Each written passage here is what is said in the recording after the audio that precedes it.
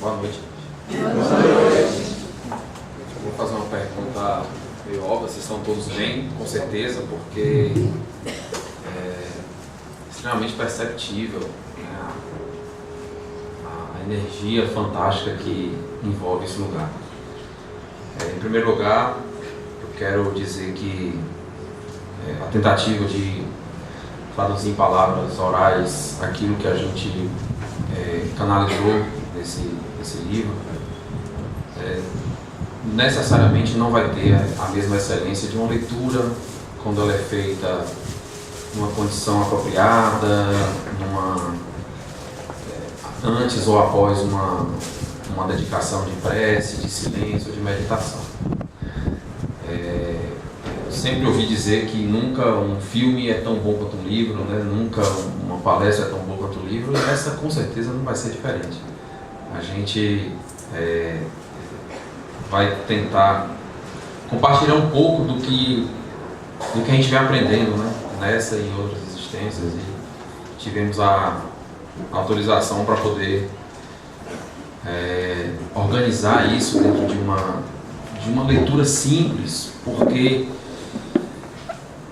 a gente percebe que muitas doutrinas filosóficas, científicas, religiosas, né, na tentativa de trazer, né, para a educação, né, e, na verdade todas as instituições têm sempre o objetivo de educar,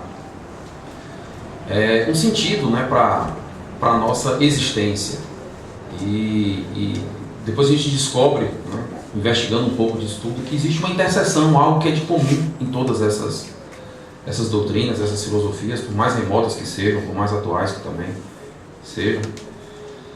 E a gente começou a investigar um pouco dessas interseções, né? O que há de comum, né, na instrução que se tem vigente nas religiões ocidentais, orientais, nas religiões primitivas, né, ou xamânicas, e o que tem de novo e de antigo na ciência que conjuga com isso, que converge na mesma linha de saber.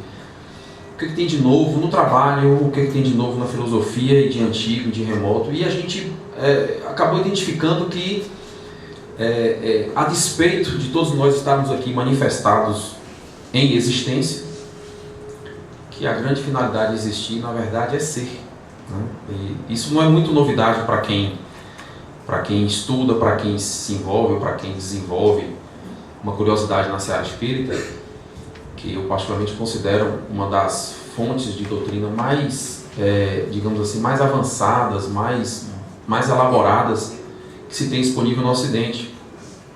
Nunca sai do Brasil, né, essa existência não, com certeza, mas o que a gente tem pesquisado, o que a gente tem vivenciado em doutrinas de saber no Oriente reencarnação e outros temas, a compreensão mais próxima da divindade é fruto de uma sabedoria, na verdade, lá muito mais consolidada do que aqui no Ocidente, porque a gente tende aqui a contrair, a se aderir mais à ilusão própria do existir, né? Não que o existir não deva acontecer, claro, se nós existimos, é porque isso tem que ser, faz parte do plano divino, mas a sutil diferença, né, a sutil percepção, digamos assim, de que no existir, a nossa grande finalidade, o nosso grande propósito no existir é ser, aí tudo muda de figura, a vida e a existência passam a fazer sentido, e a gente começa a perceber ao longo da nossa existência, desde o momento em que nascemos, o quanto foi perdido, porque a psicologia, na verdade, como ciência, já nos diz isso. A gente nasce pleno, não nasce perfeito, mas nasce pleno. E no decorrer da infância, desde a gestação, talvez até um pouco antes, a gente já começa a perder a nossa totalidade. A gente já começa a perder a capacidade essencial de nos percebermos Deus. Porque tudo que é criado, a gente tem absoluta convicção de tudo que é criado tem em si, na sua essência, um traço do seu Criador. Eu acho que isso é um ponto convergente em qualquer doutrina, em qualquer filosofia, em qualquer ciência, que tudo que é criado tem um traço do seu criador. Se você vê uma obra de Dalí, você olha e percebe, não, ali é uma obra de Dalí, porque existe a essência da manifestação dele, da imanência, né, do saber de Dalí, vamos assim dizer, está percebida. A mesma coisa com a obra de Picasso, a mesma coisa com a música, ou um texto de Edith Piaf, ou uma produção de um trabalho, a obra de um pedreiro, ou o desenho de um arquiteto, enfim. Em tudo aquilo que é criado, você tem a manifestação do Criador. Ora, por lógica, nós, conscientes que já somos, de que temos um Criador, podemos dizer que somos Deus, porque o próprio Mestre Jesus já não tinha sugerido, né, quando, ao contrário do que nos foi traduzido ao longo desses 2 milênios, quando ele diz: eu sou o caminho, a verdade e a vida. Ninguém vai a Deus senão por mim. E aí a gente, então quer dizer que para ir a Deus eu tenho que ir para Jesus? Assim, é como se o caminho tivesse nele como indivíduo, externo a cada um de nós, e não ao contrário do que o próprio nome que ele era conhecido no mundo traduz. Ou seja, eu sou o caminho, a verdade e a vida. Eu não vou a Deus senão por mim. E a própria... Enfim, eu quero chegar nesse ponto porque eu sou muito inquieto com o significado das palavras. Eu sempre fui muito inquieto. Quando uma pessoa inventar uma palavra, mas por que a palavra é chamada assim? E eu desenvolvi a curiosidade, por que meu nome é Yuri? O que quer dizer Yuri? Né? Eu não sei se as pessoas já se perguntaram o que quer dizer Paulo, João, Pedro, Manuel, Antônia, Maria. Cada nome tem o seu significado, cada palavra tem o seu significado, cada manifestação tem o seu significado. E aí eu fui pesquisando o porquê desses significados e tentei identificar o significado do nome de Jesus. E o nome dele é não ter nome. O nome dele não tem nada a ver com o nome que a gente costuma dizer. Jesus, em francês, né, que foram os templários, né, os defensores das cruzadas, etc., que trouxe a tradução, digamos assim, na tentativa do resgate, e aí a história já é muito clara com relação a isso. Jesus em francês, para quem fala francês eu não falo nada, só essas 2 palavras, Jesus, eu sou. Quer dizer, o nome dele é eu sou. O nome dele não é eu existo, o nome dele não é João, não é Pedro, não, é eu sou. E a gente tem visto, mais recentemente, ter sido aqui no Ocidente, divulgado muito essa coisa da conjugação do eu sou, né? E se a gente for perguntar, quem é você? A pessoa vai dizer, eu sou. Aí vai dizer o nome. Sim, não, eu não quero saber teu nome. Eu quero saber quem é você. Não, eu sou filho. Não, não quero saber de quem você é filho. E aí, cada vez que a gente vai desnudando, que a gente vai tirando essas camadas de existir, o que sobra? A essência. É o que a gente chama de essência, né? É o ser. É o que a gente chama de espírito. Isso é inominável. Você não tem como atribuir um nome a isso, porque a gente se acostumou a chamar isso de Deus. Então, assim, não é novidade para ninguém, mas eu tenho absoluta convicção de que eu sou Deus. Daí Mato Grosso, na música, fala, aí pode algumas pessoas, aqui talvez não, mas algumas pessoas vão falar, o cara é maluco, está dizendo que ele é Deus? O que é isso? E é isso mesmo. Tem que ser um pouco maluco para poder achar que é Deus, porque o próprio Ney Mato Grosso tem uma composição que ele fala, né, eu juro que é melhor não ser o normal, eu posso gritar, Deus sou eu. E é exatamente isso. Aí a gente vai se inquietando, né, com essas percepções sutis em relação a significados de palavras e vai buscar em algumas outras fontes, né, em algumas outras doutrinas de saber, seja filosófico, religioso, científico, etc. Por que a gente perde a capacidade de perceber isso ao longo da nossa existência? Basicamente porque existe uma coisa curiosa no progresso, né? E a doutrina espírita, eu fico muito mais à vontade para falar aqui, porque Eu escrevi esse livro para não espíritas, vamos assim dizer. A maior dificuldade que se tem é quando você entra no axioma da reencarnação. Isso aqui no Brasil é tabu, terrível. Você tentar convencer uma pessoa de que o plano divino não poderia conter em uma só existência é muito difícil, né? Porque existe uma perda acumulada, né?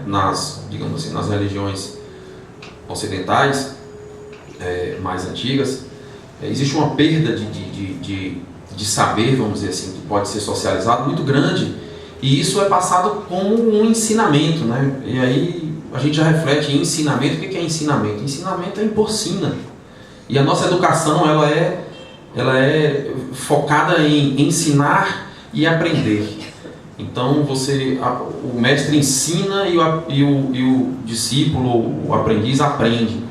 Mas quando ele sugere que você deva aprender, o aprender, você tira o A da palavra aprender e vira aprender. Não, fixou esse conhecimento como se o conhecimento na verdade tivesse que ser fixado. E aprender não significa aprender. Aprender significa soltar. Você vai buscar a etimologia da palavra aprender, não tem nada a ver com prender o conhecimento. Não botei na gaiola, trancar aqui ou no baú, não, prendi aquele conhecimento, ele é meu, a partir de agora eu já tenho. Não tem nada a ver. Aprender significa soltar, desabrochar, fluir.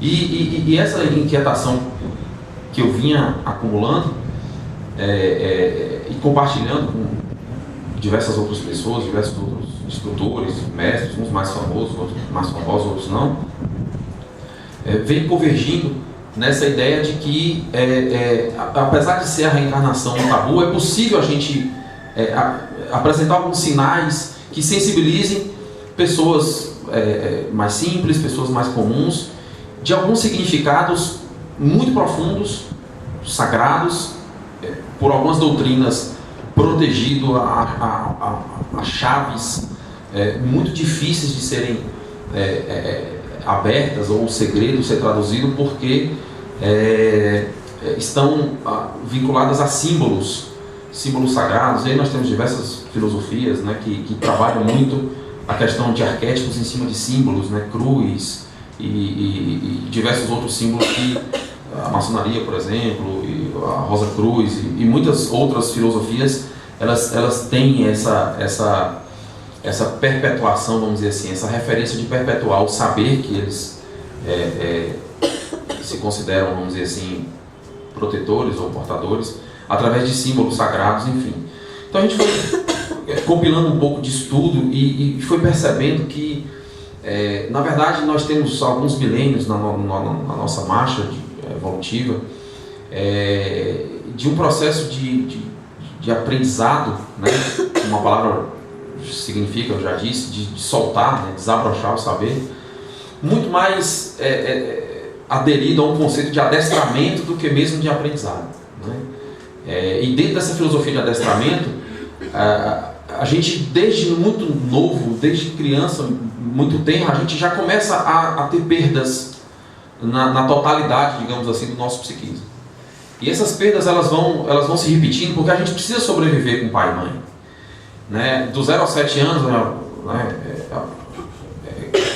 é assunto consolidado nas filosofias ou nas doutrinas de saber psicológico, que de 0 a 7 anos a nossa mente não tem capacidade de negar nada. Tudo que é depositado, tudo que é oferecido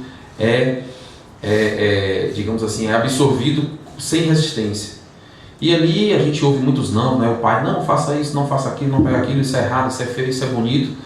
E a gente já vai começando a construir ali uma referência de dualidade, de certo, errado, feio, bonito, alto, baixo, bom, ruim.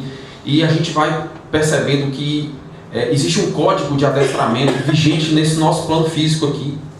E esse código de adestramento eu me dou bem, eu sobrevivo, eu evito a dor quando eu obedeço a determinadas referências que vêm sendo perpetuadas desde que a humanidade está aqui na Terra. E a gente não se pergunta o porquê disso. E essa reflexão inicial, meus amigos, ela é necessária porque a gente precisa abrir um pouco os nossos canais perceptivos para entender por que nós todos aceitamos essa referência, esse adestramento de que nós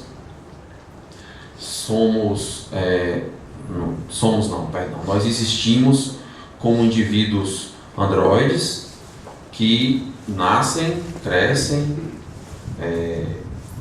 aprendem o que quer que seja de doutrina, na verdade não aprendem determinados saberes, e a partir disso, resolvido, a gente passa até aquela conduta simples de acordar, comer, trabalhar,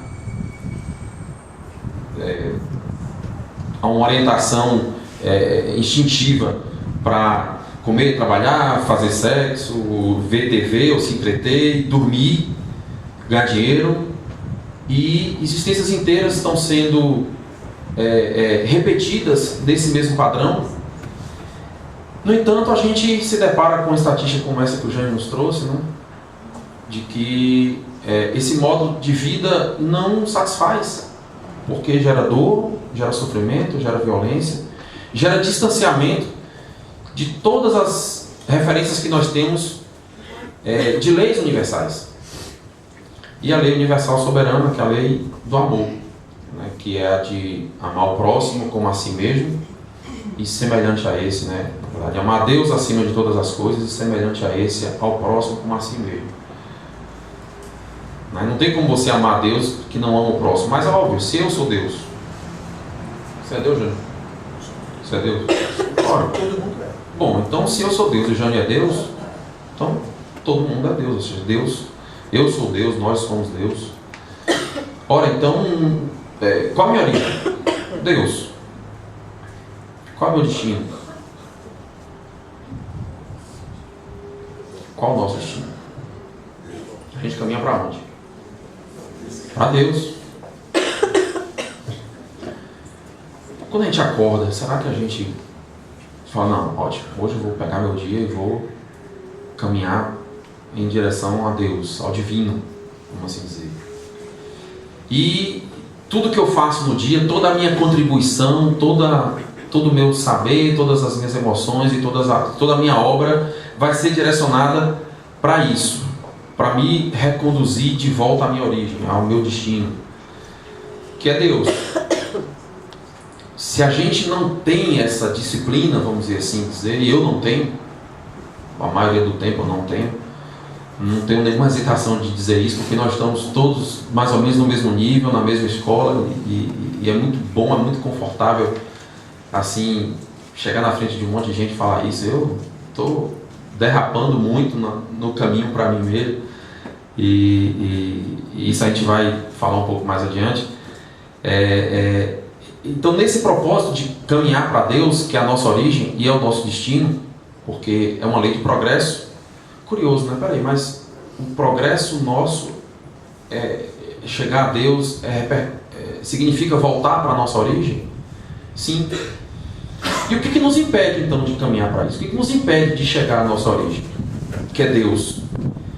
Que, como eu disse no começo, é aquilo que está em nós reproduzido, em cada um de nós reproduzido, mas que não está acessível porque nós temos a indução, nós correspondemos a um adestramento desde crianças, acharmos que nós somos o nosso nome, que nós somos o filho, ou seja, que nós somos os papéis que nós desempenhamos.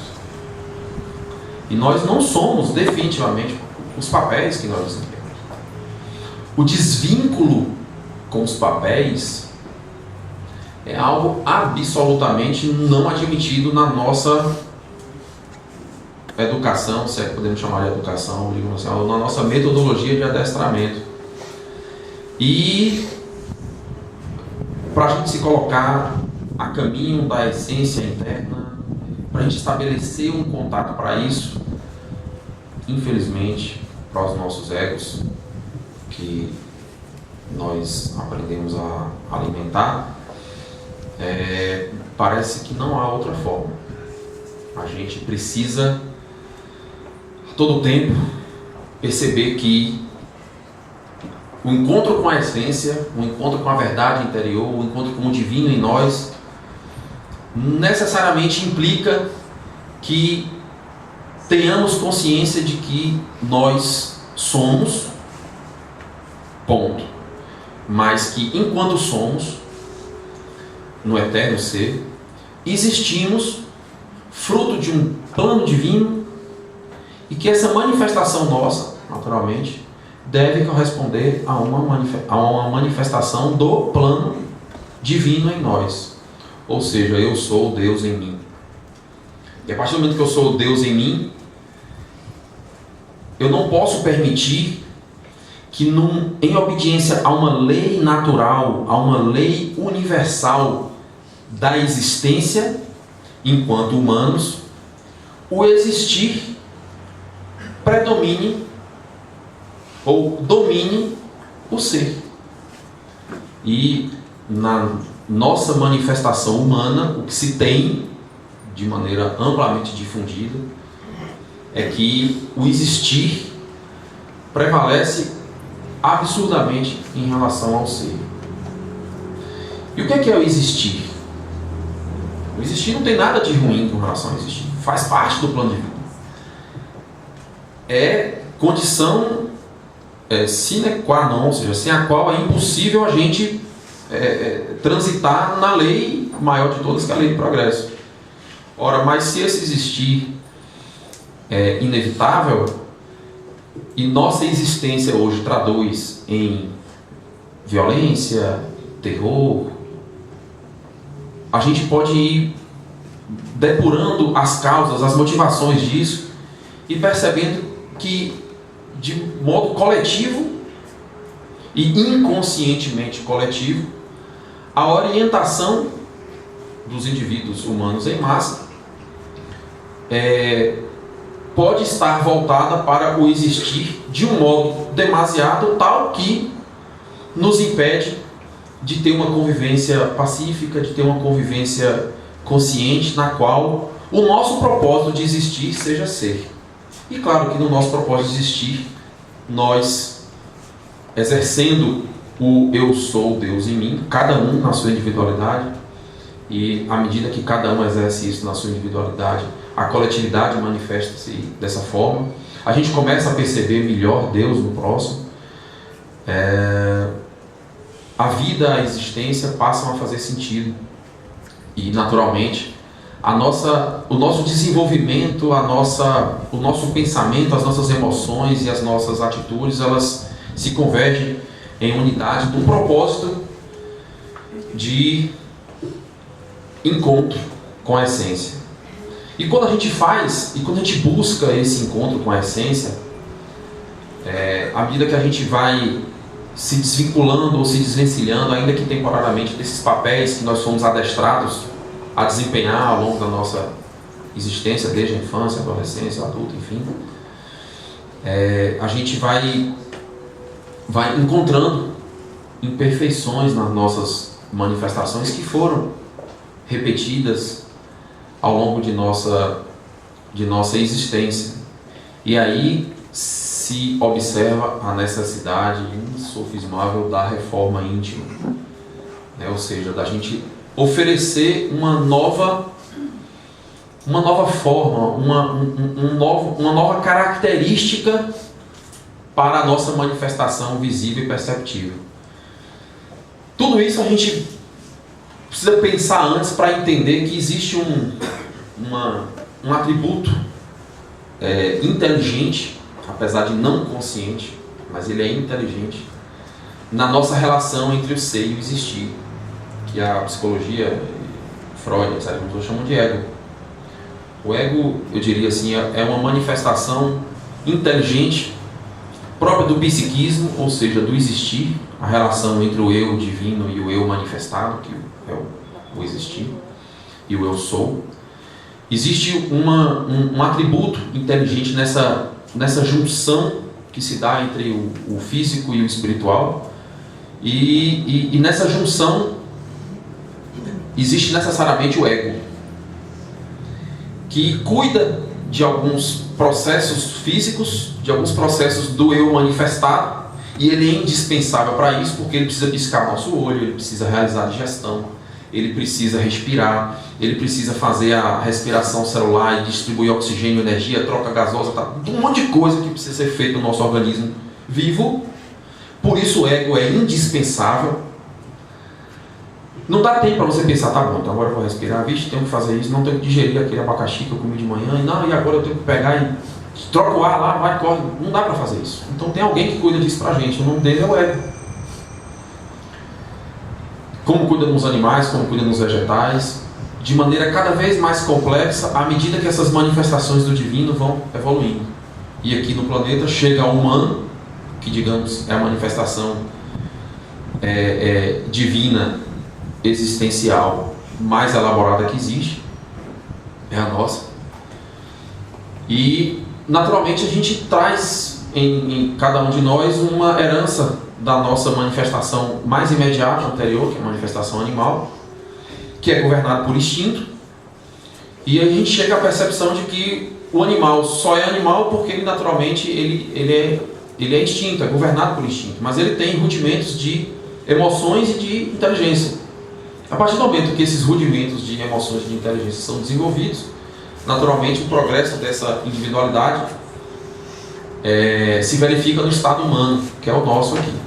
Obviamente a gente percebe nessa auto-observação que todos nós, de modo muito igual, apesar das manifestações diferentes, temos 3 grandes potencialidades, 3 grandes centros de força, 3 grandes centros de manifestação, que são o intelecto, as emoções e o instinto, né? A capacidade de agir, de atuar. E cada um de nós tem uma governança automática, egóica, natural, desde que nascemos, em um desses 3 centros. Tem pessoas que são necessariamente orientadas pela inteligência. Outras são necessariamente, e esses aí são aquelas pessoas mais intelectuais, mais mentais, que quase sempre a gente consegue identificar como aquelas pessoas mais insensíveis. Esse cara parece que não tem sentimento. Não é que ele não tem sentimento, ele tem. Mas ele não consegue ter percepção de que é governado pela mente, pelo intelecto. Então são aquelas pessoas que são mais pragmáticas, né? Que têm na razão a sua orientação automática, a sua orientação andróide é dominada pela razão. E aí tudo que ele faz tem que passar pelo crivo dominante do intelecto.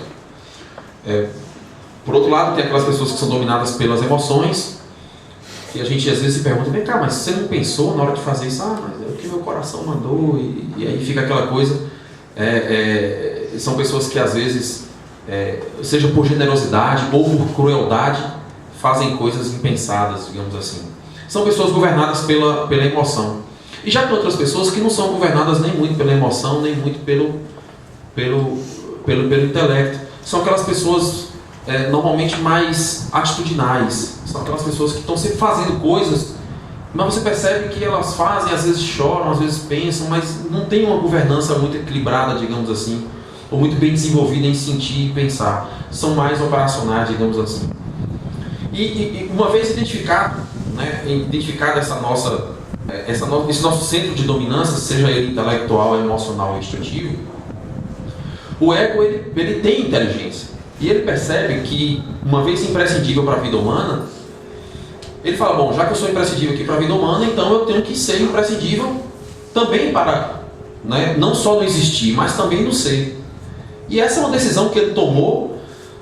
Eu não sei ainda o motivo disso, mas eu presumo, assim, nas minhas observações, que o progresso demanda sempre ruptura de padrões. Eu imagino como deve ser difícil para um animal, quando ele percebe que ele tem rudimentos de pensamento, né, de inteligência, ou que ele tem rudimentos de sensibilidade, ele fala assim, não quero saber desse negócio de pensar, aqui no instinto tá bom demais, porque aqui eu caço, eu mato, quando me mato eu não sinto dor, eu não tenho um problema de ficar com saudade de filho, nem de mãe, nem de pai, tanto faz para mim estar vivo, tá morto, eu morro, não percebo nada, não sinto dor. Porque é difícil, né, assim, sentir, é muito difícil pensar, porque quando muito lhe é dado, naturalmente muito lhe é cobrado. Corresponder a pensar e sentir não é fácil. Então o animal fica naquela resistência, ele não quer, então ele volta, fica naquela, digamos assim, na samsara animal, né? E até que chega um momento que ele expande essas competências e quando se percebe progredir, está na condição humana. E aí o ego não é bobo, ele fala, não, eu tenho que tomar conta do centro que governa esse indivíduo. Então, se ele é um indivíduo que tem uma disposição em ser governado pela mente, no processo de sobrevivência dele com pai, mãe, irmão, etc e tal, eu vou me instalar ali na mente e vou fazer com que ele continue sendo androide, vou fazer com que ele continue sendo automático, com que ele continue tendo uma conduta robotizada e vou adestrá-lo dessa maneira. E aí esse indivíduo humano, desde criança, com pais igualmente inconscientes dessa estratégia que o ego tem, com certeza em obediência ao plano divino, e aí ele se estabelece em dominância desse centro instintivo e esse indivíduo passa a corresponder sempre intelectualmente, ou emocionalmente, ou instintivamente, operacionalmente, e ele passa a vida inteira fazendo isso. E quase sempre um indivíduo muito intelectual se sente, sei lá, do sexo masculino, se sente atraído por um indivíduo mais emocional do sexo feminino, porque é o que falta nele, ou seja, como ele perdeu totalidade desde a infância, ele precisa restabelecer um pouco dessa totalidade, aí ele vai lá e se casa, ou seja, é a sombra, né? Quando ele está no intelecto, a sombra dele é emoção e instinto, ele vai e se casa com a sombra. A Debbie Ford fala no livro dela muito bem sobre isso, ao conto da sombra, que quando você não desenvolve a sua sombra, né? Quando você não trabalha, você se casa com ela. Então aí o indivíduo vai, intelectual, se casa com um indivíduo muito emocional, mas fala, mas você não pensa, a mulher, mas você é insensível. E aí vira esse conflito, mas talvez porque estejam eles adormecidos na informação de que é assim mesmo. Um foi adestrado, né? Um só conseguiu sobreviver porque correspondeu a um adestramento de ser emocional. O outro só deu certo, só funcionou, só sobreviveu, só foi aceito por pai, mãe, irmãos, amigos na sociedade, chefe, empregado, patrão, cliente, seja o que for, nessa vida nossa de consumo. Só foram aceitos porque manifestaram aquela estratégia, e a gente repete essa estratégia do início até o fim da vida, sem se dar conta dela, sem se dar conta desse automatismo. E a partir do momento que a gente repete isso, quando percebe que acabou a existência, porque não é novidade para ninguém, todo mundo morre, né? Mas a gente vive como se isso nunca fosse acontecer. Na verdade, a gente não vive, a gente existe. E aí, quando a gente se depara com o fim da existência, que nós fomos adestrados a chamar de morte, e dá uma conotação bem negativa a isso, aí a gente só tem disponível o eu sou. Ali não tem mais o existir. Ali o nome não vale mais nada. Os papéis não têm influência nenhuma se você foi, ou se seu ego foi conhecido como Hugo Chaves, ou como Francisco Cândido Xavier, ou como, não sei, José de Alencar, ou se seu papel era um papel de vice-presidente da República, ou de presidente, ou de Bin Laden, não faz a menor diferença quando você se depara com o eu sou. Aí você chega lá e fala, eita, fiz tudo errado. Qual a maior parte da coisa errada? E me confundi com papéis, mas eu não... porque meu papel lá era o divino, né? Então eu não percebi, mas também, pô, brincadeira, olha como eu fui educado lá. Aí vai buscar razões para ter se manifestado dessa maneira, coça e pede para voltar. Volta ao final da fila, chega lá e aí, como é que faz? Que dia eu volto? Aí o cara olha, ei, quando você voltar, você vai lembrar disso? Não, eu vou, com certeza, vou sim, pode, eu vou lembrar, confia. Tá bom, volta para a escola e vamos ver se você lembra.